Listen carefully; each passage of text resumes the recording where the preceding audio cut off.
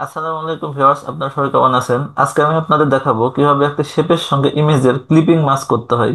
চলুন শুরু করা যাক। আমি আমার ডেস্কটপের অ্যাডোব ইলাস্ট্রেটরে চলে আসলাম, এখানে ক্লিক করলাম। আমি আবার ফাইল থেকে ওপেন ওপেনে ক্লিক করলাম। ওপেন থেকে ইমেজকে নিয়ে আসলাম, ওপেন। ইলিপস টুলকে সিলেক্ট করলাম, এবার শেপকে ক্লিক করলাম, শিফট ক্লিক করে জাস্ট একটা শেপ অঙ্কন করলাম। এবার শেপটাকে আমি একটা কালার দিয়ে দিলাম। সিলেকশন থাকা অবস্থায় এডিট, এডিট থেকে কপি, কপি থেকে পেস্ট ইন ফ্রন্ট। দেন এখান থেকে আমি স্ট্রোক 7 রাখলাম।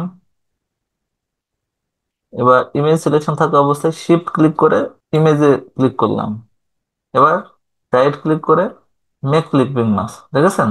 ক্লিপিং মাস্ক হয়ে গেল। এবার ডিরেক্ট সিলেকশন টুল থেকে, ডিরেক্ট সিলেকশন টুল, এই যে এখানে অ্যাঙ্কর পয়েন্ট আসবে, অ্যাঙ্করে জাস্ট ক্লিক করে উপরের দিকে উঠাই দিব আমি।